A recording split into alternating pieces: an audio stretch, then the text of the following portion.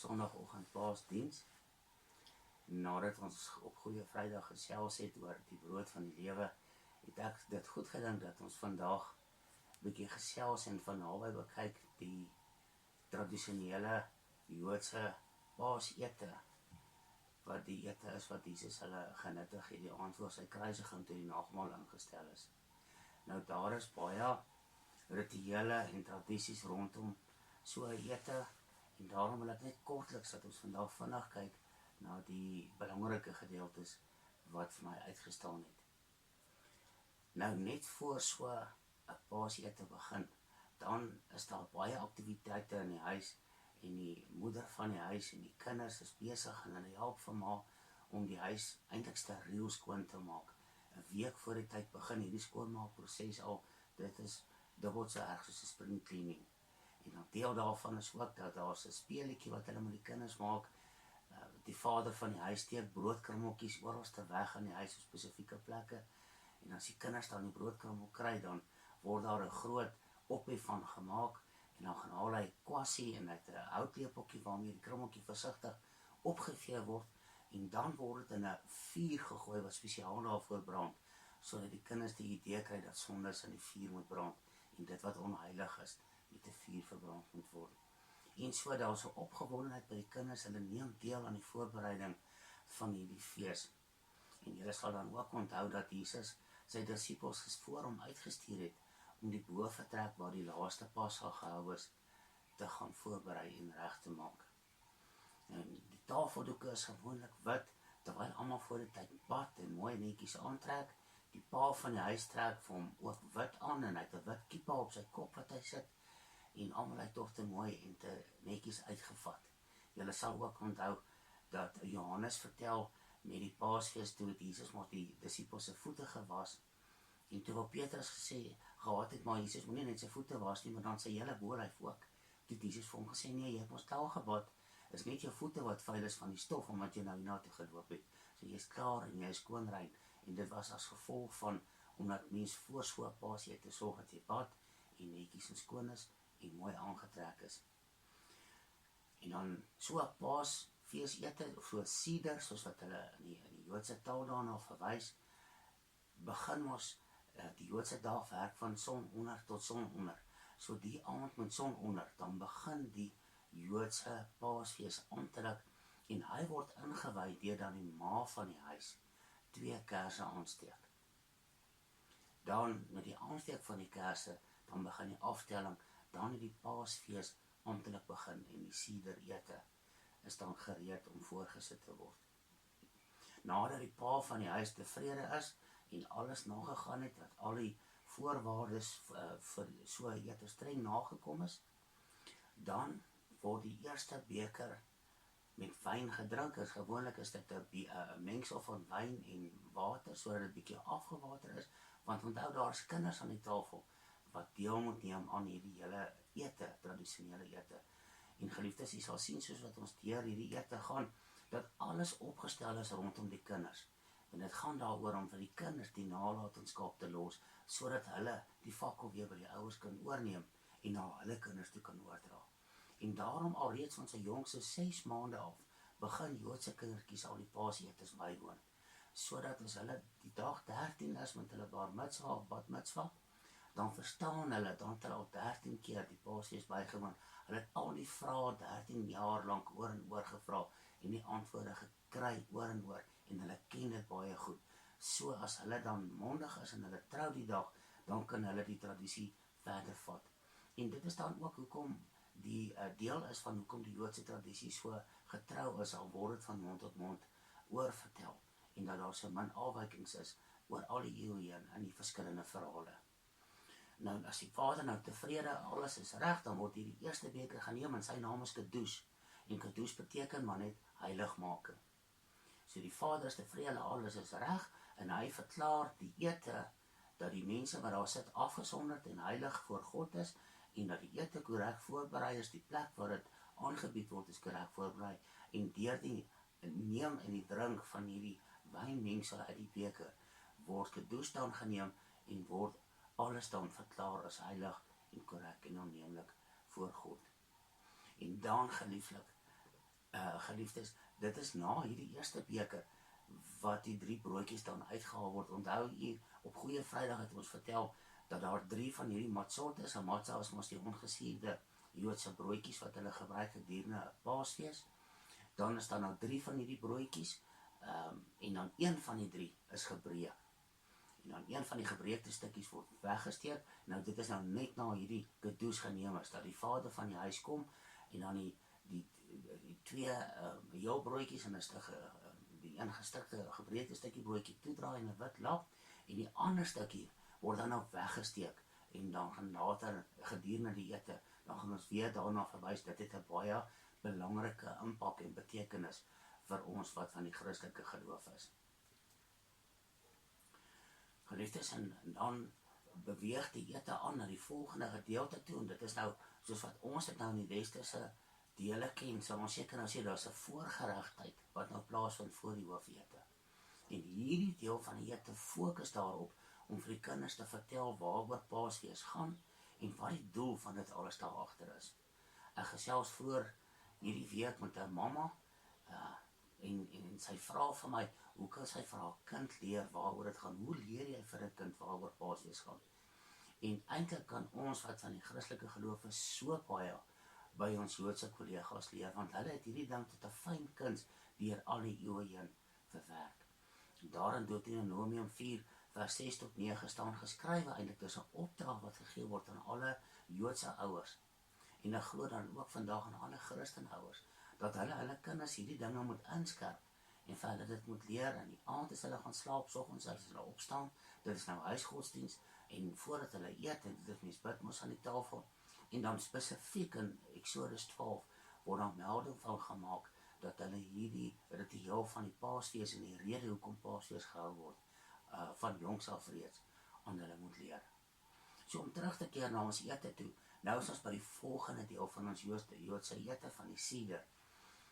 En op die tafel is daar 'n baie spesifieke bord uitgepak. Daar is ons bitterspeserye op, daar is die maror, daar is die garouset, wat 'n mengsel is van appels en van rosyne en van grondboontjies, muskeye, ander goedjies. Daar is seldery en petersilie, en daar is 'n bakkie met soutwater, en al hierdie goeders is so ingestel dat die kinders moet nuuskierig wees en vra, maar pappa, mamma, ons eet die res van die jaar nooit so nie, hoekom eet ons vanaand so? En dan sê hulle, dankie my kind dat jy gevra het, en dan begin hulle vir die kinders die Paasverhaal te vertel. En dan luister hulle met groot oë, want soos wat die vader die verhaal vertel, so kom hierdie goedjies wat op die tafel is, word dit nou gebruik. En verstaan die kinders hoekom, wat gebeur het en wanneer dit gebeur het. Nou onder andere byvoorbeeld kry ons die karpas.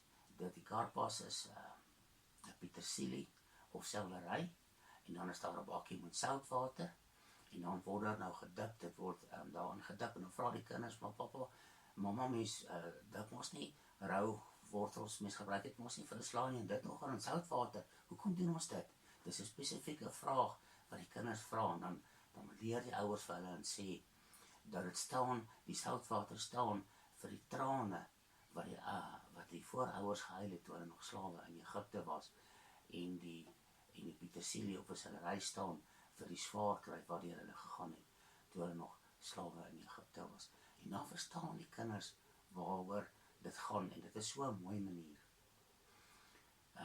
En dan, wanneer hulle klaar is daarmee, dan raak dit tyd vir die tweede beker. Nou elke beker is dieselfde beker wat gebruik word, maar elke keer wanneer hy weer volgemaak word, dan het hy 'n ander naam, want dit is 'n ander storie wat hy vertel. Die eerste een se naam was mos nou kedoes, heiligmaking, waar die hele ete nou heilig verklaar is. Die tweede beker se naam is die Haggadah, of die beker of van pla, the cup of plagues, of the cup of salvation, of die beker van verlossing. Nou by sommige Jode is daar 'n baie mooi tradisie eintlik, dat die verhaal van die 10 plaae word terughou tot en met hierdie tweede beker nou geneem word. Nou by Joodse tradisies word die beker nou nie gedrink nie, en by die ander tradisies word hy wel gedrink, maar wat die pa van die huis doen nou, voordat die beker uitgegee word of omgestuur word vir die tafel om daaraan te drink, vertel hy die verhaal van die 10 plaag. En met elke plaag wat hy vertel, dan gooi hy 'n druppeltjie van hierdie wyn in die beker op 'n bordjie uit. So as hy die verhaal klaar vertel het, dan is daar 10 druppels op die bordjie. En die kinders word dan geleer met elke plaag wat hy vertel, dan sê die kinders 3 keer agterna die naam van die plaag, soos byvoorbeeld sprinkane, sprinkane, sprinkane. En dan vertel hy die plaag van die bose sfere, dan sal hulle sê bose sfere, bose sfere, bose sfere. En so van jongs af word dit in hulle ingeprent en begin hulle die verhaal te verstaan en waaroor dit gegaan het, en verstaan hulle ook dat die Here baie erg wraak neem op die vyande van sy kinders en van sy gelowiges, wat in hierdie geval nog die volk van Israel was. En mens kan jouself natuurlik indink hoe dat die kinders met groot oë en vasgevang na hierdie storie geluister het, want daar was die hele tyd visuele voorstellings, en kinders hou van visuele voorstellings, en daar is byvoorbeeld die bitter, daar is ook 'n bitter slaai wat hulle eet, horseradies, en as jy dit eet, dan gril jy sommer, dit is so sleg en so bitter, en die kinders deur dit alles, kry hulle nie net visuele blootstelling nie, maar hulle hele sintuie word blootgestel aan die verhaal, sodat dit so in hulle gedagtes vasgelê word. Geliefdes, nadat hierdie voorgeregte deel nou afgehandel is en die kinders het geluister na die verhaal van Israel se redding, dan is dit nou tyd waarvoor almal gewag het en almal vryf hulle hande in afwagting, want nou gaan haal die moeder die hoofete. Nou word daar lekker saam gekuier en saam geëet. En nadat die ete afgehandel is dit nou so 2 of 3 ure al wat die gesin aan die tafel sit. Baie keer word die skoonouers ook genooi en dit is sommer 'n lekker groot en aangename familiegeleentheid. En na die hoofmaaltyd, dan volg wat sekerlik die mees betekenisvolle en simboliese ritueel is in die hele ete, veral vir ons van die Christelike geloof. Die naam van hierdie derde beker is Baraka, en Baraka beteken seëninge. En dit is dan die derde beker, the third cup, of die beker van verlossing, wat dan ook die tema is van ons praatjie van vandag, die derde beker. Nou onthou julle daardie gebreekte matza, daardie broodjie wat weggesteek was aan die begin van die ete? Nou word die kinders gestuur om daardie weggesteekte broodjie te gaan soek. En die een nadat hy hom gevind het, dan moet daardie broodjie met 'n silwer stuk gekoop word van daardie kind af, voordat hy verder gebruik mag word. En nou kan ek miskien by 'n klokkie lui, want ons hier sal onthou dat Judas die gebreekte broodjie wat Jesus simboliseer, ook gaan verkoop het, of hy wat weggesteek was gaan bekend maak het aan die owerstes en die skrifgeleerdes, en dit met silwer aan hulle verkoop het. Dit was ons die 30 silwerstukke gewees. En so was die tradisie al reeds voor die tyd gewees, nog voordat hy dit gedoen het. En ons Joodse kollegas het nie regtig verstaan waaroor dit gaan, totdat hierdie hele Paasverhaal begin afspeel het 2000 jaar gelede in Jerusalem nie. En hierso is die interessante gedeelte. Daardie gebreekte stukkie matza word nou opgedeel, in die voorskrif sê omtrent in stukkies wat so groot is soos 'n lyf, want almal aan die tafel is verplig om te deel, om 'n stukkie te eet van hierdie gebreekte matza. Die naam daarvan is die afikomen. So het almal aan tafel moet 'n stukkie daarvan eet, en dan word dit saam met die derde beker met wyn genuttig. En dit was gedurende hierdie tyd gewees wat Jesus die nagmaal ingestel het, want daar het jy die gebreekte broodjies waar Jesus gesê het neem en eet, en daar het ons die beker met die wyn, en dit was die derde beker met die wyn gewees. Nie die eerste beker wat kadoes of heiligmaking was nie die tweede beker wat the cup of pledge of the cup of redemption was nie, maar the cup of salvation was nie, maar die derde beker wat die beker van verlossing genoem word, of the cup of redemption. Dis by hom wat Jesus gesê het, ek sal hierna nie weer van die vrug van die wynstok drink, totdat dit in die koninkryk van God voltooi is nie.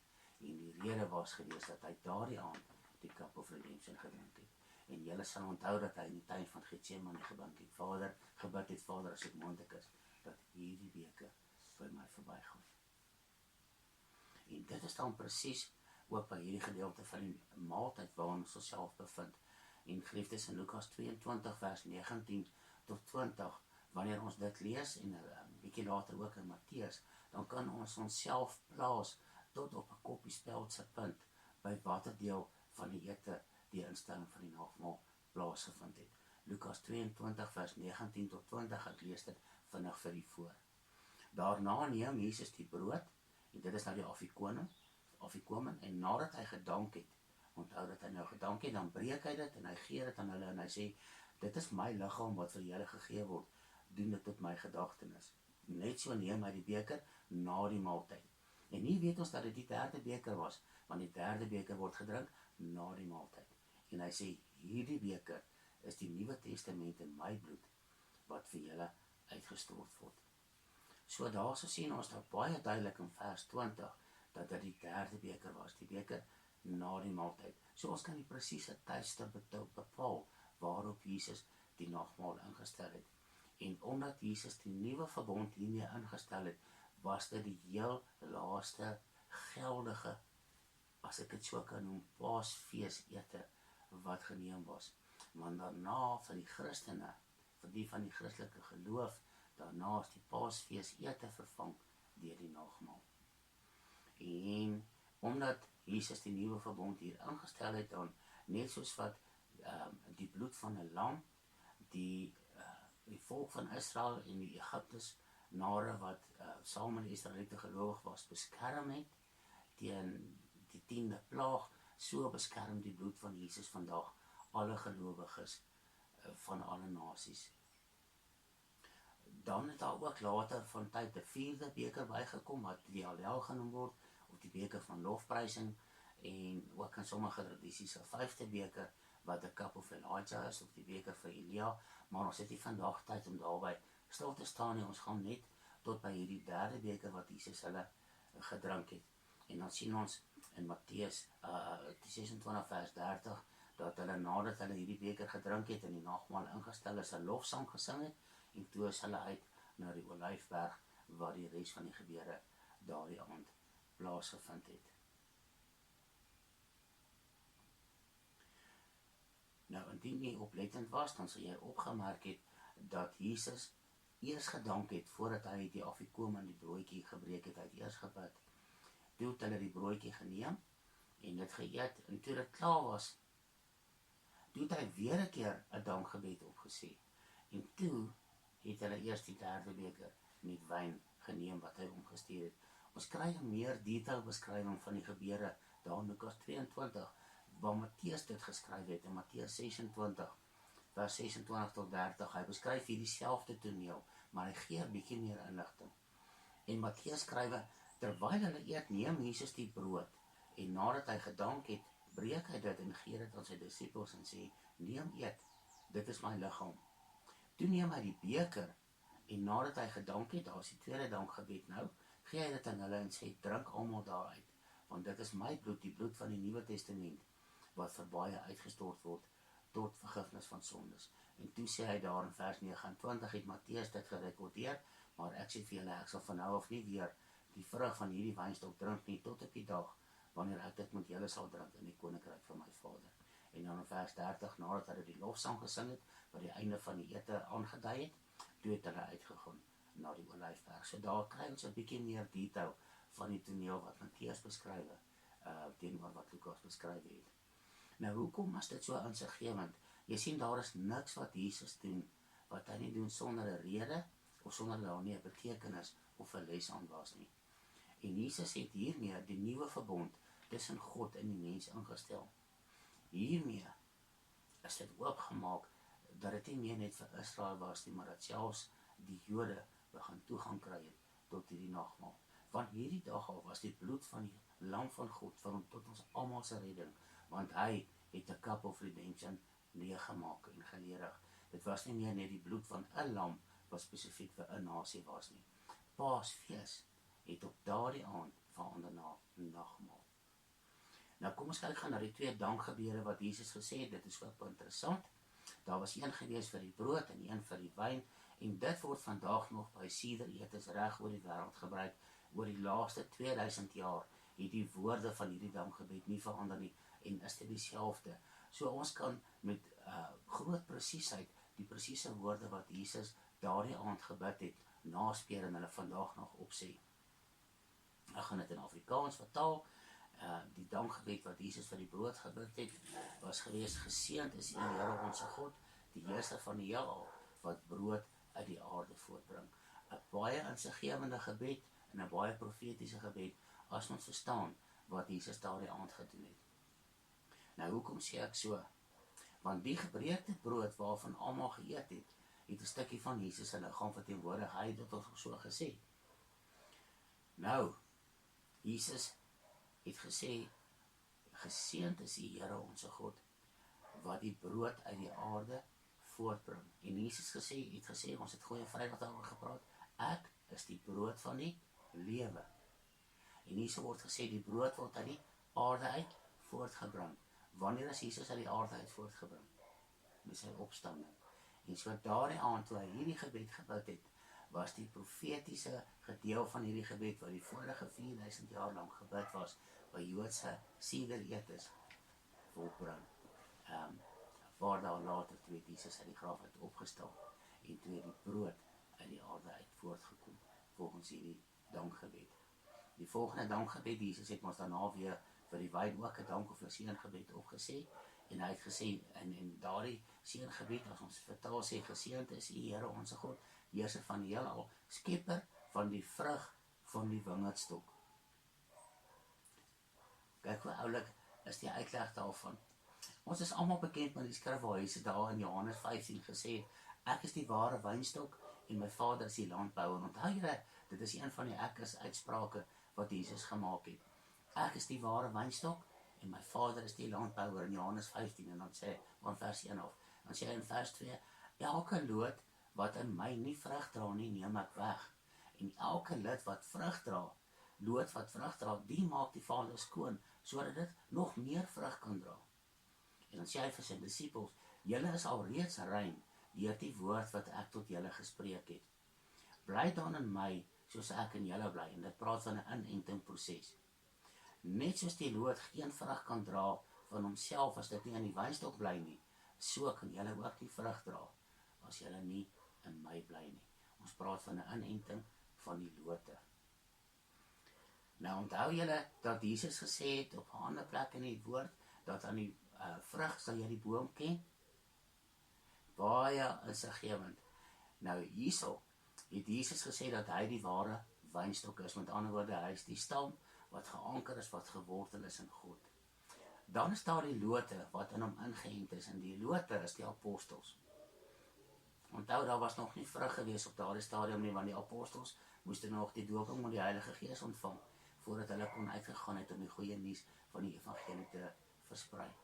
En Jesus sê toe vir hulle, daar is nou 'n inenting tydperk wat plaasvind, waarin die lote ingeënt word in die ware wynstok. So die lote was die apostels gewees, en hulle het gegaan, nadat hulle die dooping met die Heilige Gees ontvang het, toe het hulle die evangelie van die goeie nuus begin versprei in Jerusalem.